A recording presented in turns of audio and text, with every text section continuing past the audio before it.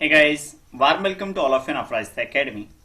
और आज के इस वीडियो में हम क्लास 10 साइंस का chapter 4 carbon and its compound, carbon एवं उसके यौगिक को डिस्कस करेंगे। काफ़ी दिन से वीडियो नहीं आ रहा था, सोच रहे होंगे सर फोर्थ चैप्टर डालेंगे नहीं डालेंगे, तो फोर्थ चैप्टर मैं लेकर आ गया हूँ। ठीक है, लाइक ठोक दो बस आप। ठीक है, कमेंट लाइक शेयर जल्दी से शेयर कर दो सारे दोस्तों को कि हाँ गौरव सर ने फोर्थ चैप्टर अपलोड कर दिया है, आप सब देख लो। ठीक है, सबको शेयर कर दो भाई। ठीक, तो स्टार्ट करते हैं। और आपको इस चैप्टर में बहुत मज़ा आने वाला है और बहुत इम्पोर्टेंट ये चैप्टर है बोर्ड की दृष्टि से। और अगर आप 11th में साइंस लोगे तो फिर आपको ये चैप्टर अच्छे से समझना ही होगा। ठीक है ना, ये ऑर्गेनिक केमिस्ट्री का आपका बेस है, फाउंडेशन ऑर्गेनिक केमिस्ट्री का इसी से बनेगा आपका। ठीक है, तो स्टार्ट करते हैं। सबसे पहले चैप्टर का नाम है कार्बन एवं उसके यौगिक, तो अपन कार्बन से स्टार्ट करेंगे। ठीक है ना, कार्बन होता क्या है। ठीक है, तो कार्बन पे अपन अगर बात करें तो कार्बन ऐसी कोई चीज नहीं होगी जिसमें कार्बन आपने ना देखा हो। मोस्टली चीजों में क्या होता है, कार्बन होता है। पहले हम इसकी पहचान के बारे में बात करेंगे। ठीक है, कार्बन को रिप्रेजेंट हम किससे करते हैं, सी से। इसका परमाणु क्रमांक 6 होता है, परमाणु भार एटॉमिक वेट इसका 12 होता है। ठीक, कार्बन क्या है, नॉन मेटल है। कार्बन क्या है, एक अधातु है। इसका प्रतीक सी है। इसका परमाणु क्रमांक कितना होता है, अभी मैंने आपको बताया 6। कार्बन का इलेक्ट्रॉनिक विन्यास क्या होता है, 2,4। इलेक्ट्रॉनिक विन्यास हम प्रीवियस चैप्टर में सीख चुके हैं किस तरह से करते हैं। और यदि आपने अभी तक फर्स्ट, सेकेंड और थर्ड चैप्टर नहीं देखे हैं तो भाई सोचिए मत, इस वीडियो को देखने के बाद फर्स्ट चैप्टर से थर्ड चैप्टर तक देख लीजिए और उनके नोट्स बना लीजिए। अगर नोट्स बनाने में आपको प्रॉब्लम होती है तो आपको नोट्स का लिंक दे रखा है डिस्क्रिप्शन में, वहां जाके आप नोट्स देख सकते हो। ठीक है ना, नोट्स वहां से आप बना सकते हो, आपसे नोट्स आप वहां से डाउनलोड कर सकते हो लिंक से। ठीक है, तो देखो आपको कोई भी प्रॉब्लम नहीं होने वाली है 10th में। ठीक है, 10th का तो ये सोचो आपको A to Z मैं करा रहा हूं। ठीक है, A to Z आपको करा रहा हूं, कोई भी प्रॉब्लम नहीं आने वाली है। एक्स्ट्रा अदर बुक कहीं से कुछ नहीं लेना। एनसीईआरटी है कि बुक है अपने पास, उसको पढ़िए, उसके बाद आपको कुछ नहीं पढ़ना। और अगर बुक भी पढ़ने का टाइम नहीं है तो जो मैं करा रहा हूं बस उतना कर लो, श्योर आपके 95+ मार्क्स आएंगे, बाहर नहीं जाएगा इससे कुछ। ठीक है, बहुत रिसर्च की है मैंने, तब ये नोट्स आपके लिए बनाए।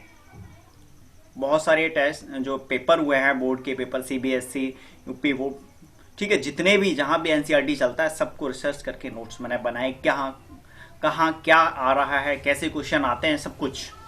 ठीक है, पूरा जो बुक है वो हमने कवर इसमें किया है। ठीक है, तो आपको टेंशन लेने की जरूरत नहीं है, बस आप जो हम बता रहे हैं ना आप उसको करते जाइए, बहुत अच्छे मार्क्स आएंगे। ठीक है, तो कार्बन के बारे में हमने क्या बताया आपको। कार्बन जो है आपका, कार्बन 6 सी से इसको रिप्रेजेंट करते हैं। इसका परमाणु क्रमांक 6 है। ठीक है ना, परमाणु भार इसका 12 होता है। इसका इलेक्ट्रॉनिक विन्यास क्या है, कार्बन का जो इलेक्ट्रॉनिक विन्यास है वो 2,4 है। ओके, अब कार्बन जो होता है वो सभी सजीव पौधों एवं जंतुओं में होता है, क्योंकि सभी पौधों एवं जो जंतुओं का जो शरीर है वो कार्बन से मिलकर ही बना होता है। वैसे आप खाने वाली चीजें ले लो, अपना शरीर ले लो, कोई भी चीज आप देखो, आप उसको जलाते हो काला पड़ जाता है, बेसिकली कार्बन है। ठीक है, अब कार्बन किसमें, पृथ्वी पर कितना होता है ना, वायुमंडल में कितना होता है कार्बन, तो ये भी अपने को देखना है भाई। ठीक है, अगर हम देखें कार्बन भूपर्पटी तथा वायुमंडल में कितना होता है, तो कार्बन भूपर्पटी में आपका कितना मिलता है, 0.02% आपको भूपर्पटी में कार्बन मिलेगा। ठीक है, ये मिलता है हमें कार्बोनेट, हाइड्रोजन कार्बोनेट, कोयला के फॉर्म में, पेट्रोलियम जो है। ठीक है, वायुमंडल में जो कार्बन है वो हमें मिलता है 0.03%, ये कार्बन डाइऑक्साइड, कार्बन मोनोऑक्साइड के फॉर्म में मिलता है। ठीक है, तो ये अपने को कार्बन के बारे में एक बेसिक नॉलेज यहाँ पे हो जाती है कि कार्बन क्या है। ठीक है, कार्बन हमें प्रकृति में कैसे मिलता है, कितने % कार्बन वायुमंडल में है, कितने % भूपर्वटी यानी पृथ्वी के में मिट्टी में है कार्बन। ठीक है, कार्बन का प्रतीक क्या है, इलेक्ट्रॉनिक विन्यास क्या है, परमाणु क्रमांक क्या है, परमाणु भार क्या है, ये चीजें आपको पता चल चुकी हैं। तो अब आगे बढ़ते हैं। ठीक। तो नेक्स्ट जो है अपना वो है सहसंयोजी आवंत। ठीक है, तो सहसंयोजी आवंत होते क्या है? ठीक है, तो देखो एक बात आप सुनो मेरी। ठीक है, आप ये सोचना मत कि सर जो करा रहे हैं उससे एक्स्ट्रा भी हमें पढ़ना है। ठीक है, उससे एक्स्ट्रा भी हमें पढ़ना पड़ेगा। यहाँ पे जो आप सर करा रहे हैं वो पूरा नहीं है, चीजें छोड़ी जा रही हैं। ठीक है, तो डियर स्टूडेंट ऐसा कुछ भी नहीं है। आप एक बार वीडियो देखिए, उसके बाद बुक देखिए। बुक में आपको ऐसा कोई भी टॉपिक नहीं मिलेगा जो मैंने वीडियो में छोड़ रखा हो। ओवरऑल मैंने बुक से ज़्यादा ही चीज़ें आपको करा रहा हूँ। यहाँ पे बुक के अंदर जो छोटा भी है उसको एक डिटेल में हम आपको समझा रहे हैं, तो ऐसी कोई भी प्रॉब्लम आपको नहीं होने वाली है। ठीक है, एग्जाम में यहाँ से बाहर कोई क्वेश्चन आने वाला नहीं है। ठीक,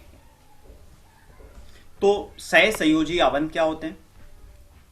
एक ही प्रकार या विभिन्न प्रकार के परमाणुओं, ठीक है, रिपीट कर रहा हूं मैं, एक ही प्रकार या विभिन्न प्रकार के परमाणुओं के बीच इलेक्ट्रॉन के एक युग्म की साझेदारी के द्वारा बनने वाले आवंत को सहसंयोजी आवंत कहते हैं। अब एग्जांपल देखो, ये युग्म का क्या हो रहा है? साझेदारी हो रही है के बीच इलेक्ट्रॉन के एक युग्म की साझेदारी। ठीक है, यहां पे युग्मों की साझेदारी हो रही है। ठीक है, आप ये देखेंगे। ठीक, ये युग्म है, पेयर। तो यहां पे क्या बन रहा है? सहसंयोजी आवंत। एक ही प्रकार या विभिन्न प्रकार के परमाणुओं के बीच इलेक्ट्रॉन के एक युग्म की साझेदारी द्वारा बनने वाला आवंत क्या कहलाता है? सहसंयोजी आवंत कहलाता है। एक ही प्रकार के परमाणु आपको यहां पे मिल जाएंगे, बाकी जो डिफरेंट टाइप के हैं वो जो एग्जाम्पल हैं आप इनमें देख सकते हैं। ठीक, तो सहसंयोजी आवंत में उम्मीद करता हूं आपको कोई प्रॉब्लम नहीं होगी। आप नोट डाउन कर लें। ठीक है, वीडियो को पॉज करके स्क्रीनशॉट भी ले सकते हैं। बाकी नोट्स आपको डिस्क्रिप्शन में नोट्स का लिंक मिल जाएगा।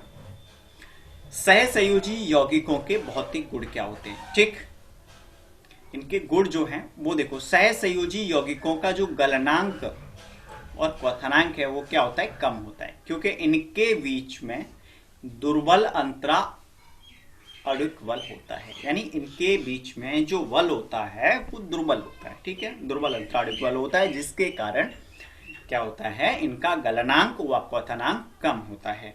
सहसंयोजी यौगिक विद्युत के कुचालक होते हैं। ठीक है, क्योंकि इलेक्ट्रॉनों के बीच आवेशित कण नहीं होते हैं। ठीक है, यह आपको ध्यान रखना है। अब आता है कार्बन के अपर रूप।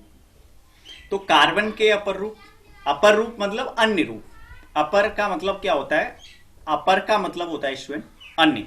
तो कार्बन के अन्य रूप, ठीक है, कौन कौन से हैं वो हम यहां पे देखेंगे। तो कार्बन एक ऐसी अधातु है जो विभिन्न रूपों में पाई जाती है। ठीक है, कार्बन के यही विभिन्न रूप कार्बन के अपर रूप कहलाते हैं। अब कौन कौन से हैं सब जानते हो आप लोग। ठीक है, दो तो आप सब जानते हो, हीरा और ग्रेफाइट, ये प्राकृतिक अपर रूप है, और C60 जो है वो कृत्रिम अपर रूप है। यहां पे हीरे की संरचना आप देख रहे हो, ये आपकी ग्रेफाइट की संरचना है, ये आपकी फ्लोरीन की संरचना है। ठीक है, ये C60 की संरचना आपकी है। ठीक, तो ये कार्बन के 3 अपर रूप हैं। संरचना बनाना आप प्रैक्टिस कर सकते हैं, वैसे बहुत कम आता है लेकिन कभी कभी आ भी जाता है, तो आप संरचना बनाने की प्रैक्टिस कर लीजिए किस तरह से। ठीक है, तो कार्बन के अपर रूप में उम्मीद करता हूं आपको कोई दिक्कत नहीं होगी। ठीक है, तो कार्बन के अपर रूप आपका हो गया। कार्बन के अपर रूप क्या है? कार्बन के अन्य रूप। ठीक है, कार्बन जो है विभिन्न रूपों में पृथ्वी पर पाया जाता है, तो उसके वही जो विभिन्न रूप हैं, जो अलग रूप हैं, वो क्या कहलाते हैं? कार्बन के अपर रूप कहलाते हैं। ठीक है, अब यहाँ पे हम अभी जो हीरा है इसमें कैसी संरचना होती है ना, कार्बन किस तरह से जुड़ा होता है, और जो आपका ग्रेफाइट है उसमें किस तरह से होता है, C60 है उसका क्या है। ठीक है, तो उस चीज के बारे में हम जानेंगे। ठीक है, तो हीरे में कार्बन का प्रत्येक परमाणु जो है कार्बन के 4 अन्य परमाणुओं के साथ आवंधित होता है, जिससे एक दृढ़ त्रिआयामी संरचना बनती है। ये अपने को ध्यान रखना है, ठीक है। एक दृढ़ त्रिआयामी संरचना बनती है। जबकि अगर हम ग्रेफाइट के बारे में देखें तो ग्रेफाइट में क्या होता है, कार्बन के प्रत्येक परमाणु का आवंधन कार्बन के 3 अन्य परमाणुओं के साथ एक ही तल पर होता है, जिससे षटकोणीय व्यू मिलता है। इनमें से एक आवंध द्विआवंधी होता है, जिसके कारण कार्बन की संयोजकता पूर्ण होती है। ग्रेफाइट की संरचना में षटकोणीय तल एक दूसरे के ऊपर व्यवस्थित होते हैं, ठीक। देखो यहाँ पे ये मेन लाइन मैंने इनको कलर्स चेंज किया है, ये आप ध्यान रखना, यहाँ पे ऑब्जेक्टिव क्वेश्चन यहाँ से बन सकता है।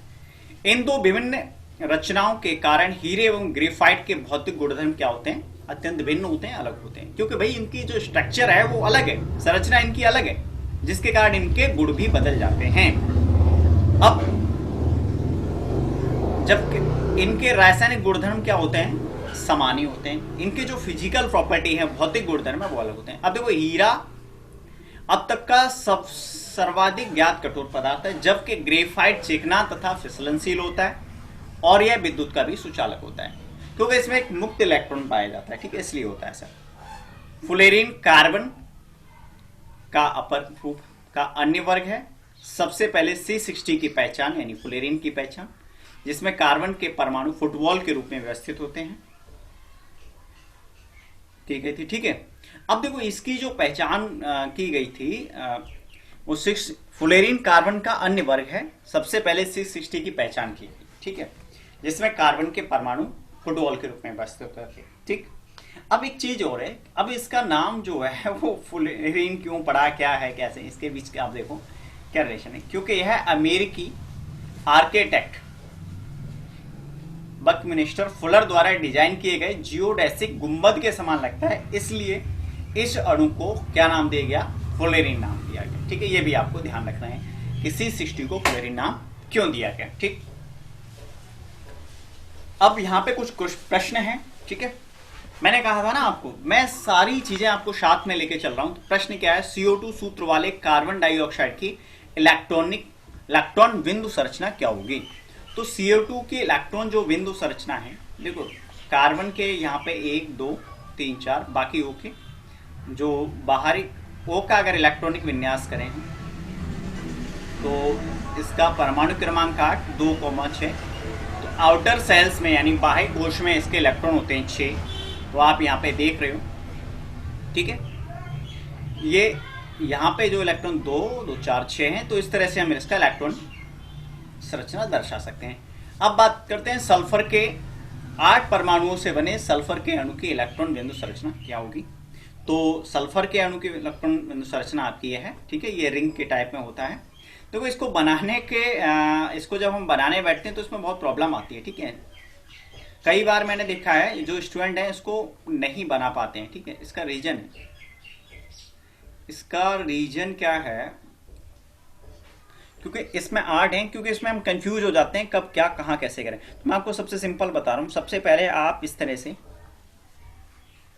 एक दूसरे से मिलते हुए 8 सर्कल कर लो, जिसमें आपको S को रखना है। इजी एक ट्रिक बता रहा हूँ आपको, ठीक है, क्योंकि आपको वैसे करने में आप कंफ्यूज हो सकते हो। मैं आपको ट्रिक बता दे रहा हूँ। 1 2 3 4 5 6 7 8 9, ज्यादा हो गया, 1 मिनट ज्यादा हो रहा है, ठीक है। तो आपको क्या करना है, जैसे मान लो आपने 8 कर लिए, ठीक है, 1 2 3 4 5 6 7 8, ठीक है। क्योंकि देखो आपको ये ध्यान तो रखना पड़ेगा, अगर मैं आपको बेसिक बताऊं तो फिर आपको बहुत ज्यादा टाइम लगेगा, उसको समझने में भी प्रॉब्लम आएगी, ठीक है। तो यहां पे आप S प्रत्येक में आप इस तरह से आप रख दीजिए, ठीक है, क्योंकि S 8 है, यहाँ पे S8 हो गया। ठीक है, ये हमने बना लिया है कि इसमें इस टाइप का रिंग का ही बनता है। ठीक है, ये अब इसमें जो S जो है सल्फर जो है इसका कितना होता है, ये 16 तो 2 8 6, तो इसके आउटर सेल्स में कितने इलेक्ट्रॉन होंगे, 16 होंगे। ठीक है, अब देखो यहां पर प्रत्येक में एक तो देखो इसके साथ संयोग करेगा और एक इसके साथ, तो इसमें कितने बचेंगे, 4। कितने बचेंगे, 4 बचेंगे। तो प्रत्येक में आप 4 4 बना दो। ठीक है, क्योंकि एक इलेक्ट्रॉन तो युग्म इसके साथ बनेगा, एक इसके साथ बनेगा, इसीलिए अब कितने बचे, 4 जो बाहर रहेंगे। ठीक है, तो आपने ये 4 यहां पे दिखा दिए। अब आप इसमें 2 बना दो, एक इसका हो गया और एक इसका। ठीक है, इस तरह से आप अगर काउंट करोगे तो आपको 8 कंप्लीट हो जाएगा और कोई भी दिक्कत यहाँ पे बनाने में नहीं होगी। ठीक है ना, तो इस तरीके से आप, एक ट्रिक है ये। ठीक है, ये आप सोचो तो आप बड़े आसानी से इसको एसिड को बना सकते हो, कभी नहीं बोलोगे। जब अगर आप इसका 8 बना लोगे फिर 6 दर्शाओगे फिर इसको ये सर्कल करोगे तो फिर आप कंफ्यूज हो जाओगे, इसमें कहाँ क्या करें, वो बिल्कुल बेकार हो जाएगा। तो आप इस तरीके से बनाइए, आप कभी इसमें कंफ्यूज नहीं होगे, बहुत अच्छा से बने। ठीक है, आगे बढ़ते हैं। कार्बन की सर्वतोमुखी प्रकृति। ठीक है, ये बहुत आता है एग्जाम में। ठीक है, श्रृंखलन और चतुसंयोजकता। ठीक, ये बहुत आता है क्वेश्चन। तो श्रृंखलन, सबसे पहले श्रृंखलन क्यों, जो गुण है कार्बन का, एक श्रृंखलन है, एक चतुसंयोजकता है, तो श्रृंखलन क्यों है। ठीक है, इसके बारे में अपन जानेंगे, श्रृंखलन क्या है। देखो कार्बन में कार्बन के ही अन्य परमाणु के साथ आबंध बनाने की क्षमता होती है। कार्बन में कार्बन के ही अन्य परमाणु के साथ बंध बनाने की क्षमता होती है, जिससे बड़ी संख्या में अणु बनते हैं। कार्बन के इसी गुण को श्रृंखलन कहते हैं। जैसे कार्बन जो है कार्बन के साथ ही अटैच हो जाते हैं, कई सारे कार्बन आप अटैच कर सकते हैं। ठीक है, इस तरीके से एक बहुत बड़ी चेन बन जाती है, एक बड़ी श्रृंखला जो है बन जाती है यहाँ पे। ठीक है, तो इसलिए इसको श्रृंखलन कहते हैं। कार्बन में कार्बन के ही अन्य परमाणु के साथ आबंध बनाने की क्षमता होती है, जिससे बड़ी संख्या में अणु बनते हैं। कार्बन के इसी गुण को क्या कहते हैं, श्रृंखलन। अब बात करते हैं चतुसंयोजकता की। तो चतुसंयोजकता में क्या है, कार्बन परमाणु की संयोजकता क्या होती है, 4 होती है, जिसके कारण कार्बन अन्य 4 कार्बन परमाणु या एक संयोजी परमाणु ऑक्सीजन, नाइट्रोजन, सल्फर, क्लोरीन आदि के साथ आबंध बना सकते हैं। या तो अन्य कार्बन या तो कार्बन के ही परमाणु हो अन्य, या फिर कोई और, उनके साथ क्या है, ये बंध बना सकता है, आबंध बनाता है, जिसके कारण बड़ी संख्याओं में कार्बनिक यौगिकों का निर्माण होता है। अब जैसे मैंने आपको ये चेन बनाई, ठीक है, ये तो चेन बन गई। अब यहाँ पे मैं कार्बन भी जोड़ सकता हूँ, है ना, CH3 जोड़ दिया, यहाँ पे मैं Cl जोड़ दिया। ठीक है, यहाँ पे मैंने OH जोड़ दिया, यहाँ कुछ H ही रहने दिया, तो एक और कुछ बन गया ये। ठीक है, ऐसे ही अगर मैं बनाऊं तो डिफरेंट यौगिक यहाँ पे आपके बन जाएंगे। यहाँ पे HH जोड़ दिया, ठीक है, यहाँ मैंने OH लगा दिया, यहाँ मैंने Br लगा दिया, यहाँ Cl लगा दिया, यहाँ COOH लगा दिया। ठीक है, और यहाँ मैंने H और यहाँ CH3। तो ये बहुत सारे यहाँ पे यौगिकों का निर्माण हो जाता है। ठीक है, तो श्रृंखलन क्या है, कार्बन में कार्बन के ही अन्य परमाणु के साथ आबंध बनाने की क्षमता होती है, जिससे बड़ी संख्या में अणु बनते हैं। कार्बन के इस गुण को श्रृंखलन कहते हैं। चतुसंयोजकता क्या है, कार्बन परमाणु की संयोजकता 4 होती है, जिसके कारण कार्बन अन्य 4 कार्बन परमाणुओं, ठीक है, या एक संयोजी परमाणु ऑक्सीजन, नाइट्रोजन, सल्फर, क्लोरीन आदि के साथ आबंध बनाता है, जिसके कारण बड़ी संख्या में कार्बनिक यौगिकों का निर्माण होता है। और ये कार्बन का ये जो आबंध बनाने वाली जो प्रॉपर्टी है ना, इस तरीके से जो संयुक्तता होती है, इस तरह से बना लेता है, यही चतुसंयोजकता है। ठीक, तो आई थिंक आपको क्लियर हो गया होगा। बाकी जो भी प्रॉब्लम आपको अगर वीडियो में आती है, आपको कोई भी टॉपिक समझ में नहीं आता है, आप कमेंट बॉक्स में कमेंट कीजिए। ठीक है, देखो जब तक आपका रेस्पॉन्स हमें नहीं मिलेगा, सही गलत क्या आपको समझ में आ रहा है, तब तक इम्प्रूवमेंट नहीं होगा वीडियो बनाने में, और हमें भी मोटिवेशन मिलता है। ठीक है, आपके लाइक और कमेंट से मोटिवेशन मिलता है हमें। ठीक है, आप जितना ज़्यादा लाइक कमेंट करोगे तो वीडियो आपको उतनी ही जल्दी मिलेंगी। ठीक है, तो आप देखिए आप नेक्स्ट चैप्टर या नेक्स्ट वीडियो आप कितनी जल्दी चाहते हो, और इस वीडियो को जितना ज़्यादा आप शेयर करोगे, नेक्स्ट वीडियो आपको उतनी ही जल्दी मिल जाएगी। ठीक है, आपको 10th का साइंस और जो मैथ जो है पूरा अपन कराएंगे। आप देखो आप जितना जल्दी शेयर करोगे, ज़्यादा से ज़्यादा शेयर करोगे वीडियो, तो आपको उतनी ही जल्दी, जैसे हमें लगेगा बच्चे देख रहे हैं, बच्चों को प्रॉफिट हो रहा है इस वीडियो से, तो हम बनाएं। अब क्या होता है, जैसे फिर अगर आप ये चीज़ नहीं करोगे तो फिर जैसे ही हमारे पास खाली टाइम होगा उस टाइम में हम ये काम करेंगे। ठीक है, काम तो करना ही है, जब आपको बोल रखा है कि एग्जाम से 2 महीने पहले हम सारा अपलोड कर देंगे, 1-2 महीने पहले। ठीक है, काम तो करना ही, लेकिन अगर आप हमारा साथ देते हो तो बहुत जल्दी कर देंगे। ठीक है, और अगर आपने अभी तक हमारा चैनल सब्सक्राइब नहीं किया और आप वीडियो देख रहे हो तो प्लीज़ प्लीज़ आप हमारे चैनल को सब्सक्राइब कर दीजिए, और बगल में जो बेल आइकॉन है, ठीक है, घंटी का जो वो है सिंबल, आप उसको प्रेस कर दिए, जिससे नेक्स्ट वीडियो जब भी आएगा आपको नोटिफिकेशन मिल जाएगा। तो अब आगे अपन बढ़ते हैं, ये आपको क्लियर हो गया होगा आई थिंक। आगे जो है अपना बर्जीलियस का जैव शक्ति सिद्धांत। तो बर्जीलियस का जैव शक्ति सिद्धांत क्या है? बर्जीलियस के जैव शक्ति सिद्धांत, देखो बर्जीलियस के अनुसार क्या है, जो भी कार्बनिक यौगिक हैं उनका निर्माण केवल सजीव या प्राकृतिक पदार्थों द्वारा ही हो सकता था। ठीक है, बर्जीलियस ने यह कहा था, और इसी चीज को बर्जीलियस का जैव शक्ति सिद्धांत कहा गया। यानी बर्जीलियस के जैव शक्ति सिद्धांत के अनुसार कार्बनिक यौगिकों का निर्माण केवल किससे हो सकता था?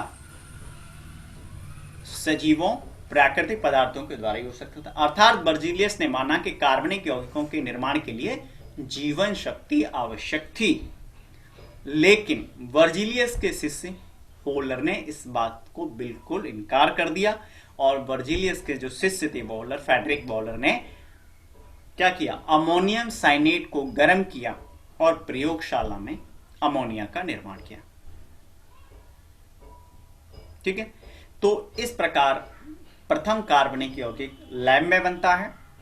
कौन बनाता है? बर्जीलियस के शिष्य फ्रेडरिक बोहलर। कब बनाते हैं? 1828 में। NH2CO NH2 ये यूरिया है, ठीक है, जो फसलों में खाद के रूप में यूज में लिया जाता है। ठीक है, तो सर्वप्रथम प्रयोगशाला में बनाए जाने वाला कार्बनिक यौगिक का नाम यूरिया NH2CO NH2। ठीक है, कैसे बनाया गया? अमोनियम साइनेट को गर्म करके NH4CNO को गर्म किया तो NH2CO NH2 का निर्माण होता है। ठीक है, ये आपको याद रखना है। बर्जीलियस के जैव शक्ति सिद्धांत क्या था भाई? बर्जीलियस के अकॉर्डिंग जितने भी कार्बनिक यौगिक हैं उनका निर्माण केवल सजीवों यानी प्रकृति के द्वारा जो पदार्थ होते हैं उन्हीं से हो सकता है। ठीक है, पेड़ पौधे हैं सजीव, उनके द्वारा ही हो सकता है। जीवन शक्ति उनके लिए बहुत आवश्यक थी। लेकिन उनका ही एक शिष्य फ्रेडरिक बोहलर 1828 में अमोनियम साइनेट को गर्म करता है और कार्बनिक यौगिक का निर्माण करता है। ठीक है, तो आई थिंक ये क्लियर हो गया होगा आपको। यहाँ पे एक क्वेश्चन और यहाँ पे आपका हो जाता है कि सर्वप्रथम प्रयोगशाला में बनाए जाने वाले कार्बनिक यौगिक का नाम